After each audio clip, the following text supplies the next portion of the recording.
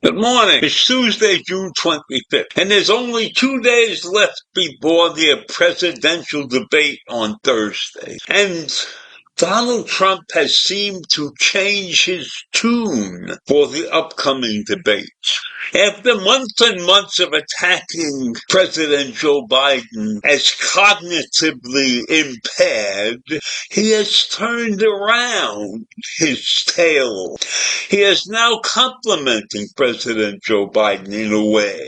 And I guess Trump has realized that if he continued to call President Biden someone who's cognitively impaired, brain dead, a zombie, then who is he going to say he beat in the election? If you demean your opponent so much, then your cadre of followers will expect you to have a glorious victory. So Trump must have been told by his staff that it's time to start giving Biden some credit.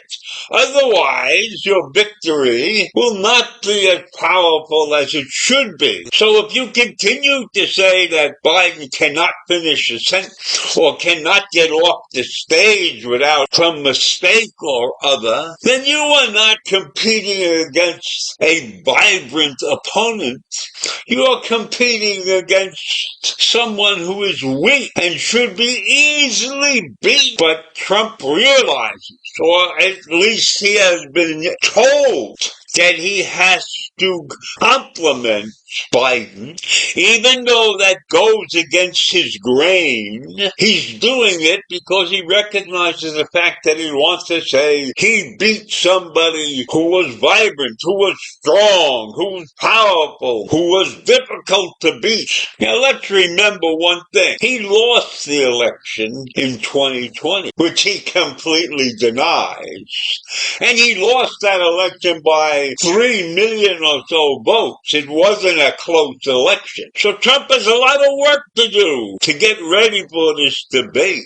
And so Trump's strategy is to make his opponent look like he's a worthwhile opponent, and making claims that he's a worthy debater, someone of considerable abilities, a veteran political performer who should not be underestimated. So that's where Trump has come to. He's playing the pre-debate expectation game, which is often absurd. So will this strategy work? I don't think so, because Trump's team has been relentless in their assault on Biden's faculties.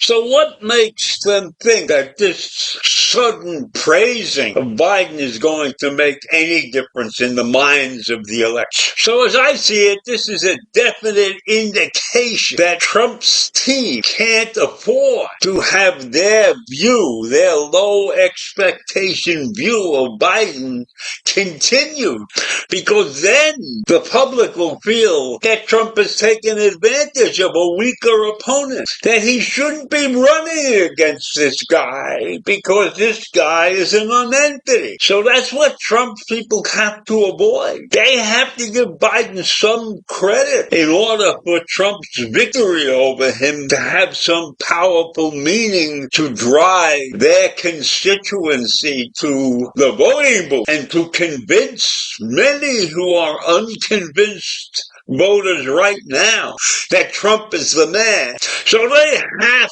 to create an image of Biden that he is a capable president, and that when Trump defeats him, he will be defeating somebody who must be considered a worthy opponent. It's no big deal to beat somebody who is a know-nothing. So when we take a good hard look at this situation, we must recognize these facts. and recognize the fact that Trump's team and Trump are scamming. That's right, scamming the public into believing that they believe that Trump is beating a worthy opponent. Because what's the sense of having a victory over an opponent that is a non-entity? And believe me, Biden is no non-entity. He has proven in the last 3 years that he knows the job, that he's gotten the job done well. You may not agree with everything he does, but he's doing a good, hard job. I certainly disagree with his policies and the way he is now handling Israel. But in any event, that's a difficult situation also. So there's nothing about being the president that makes anything really, really easy. There are many decisions that have to be made, and many decisions that have equally good counter decisions. But you make them, and you gotta live with them, and you gotta stand up, and you have to be able to tell the people intelligently what's going on. And I believe that Biden has done that. And I am not so sure that Trump is capable of telling the people the truth all the time. This is a man who lied over 30,000 times when he was the president.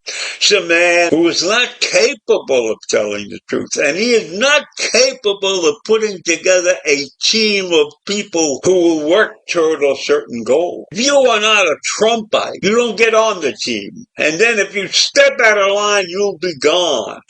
So Trump really believes that dictatorship is what this country needs. And that's what he will attempt to be, a dictator. And even if he has a team, so to speak, they won't be a real team. They'll be a bunch of lackeys. And we in this country cannot afford to have a lackey-ridden government running our lives. So this debate is critical, and we should not believe all the nonsense that Trump and his team are putting forward about how good a guy Biden is. It's a charade. It's something that they have dreamed up because they don't want to be seen as taking advantage of a lesser person. And that debate will be very, very interesting because they will be shutting off the microphones of their opposition when the opposition... So I leave you with that. Be sure to watch the debate. Make your own decision and have a great day. Bye.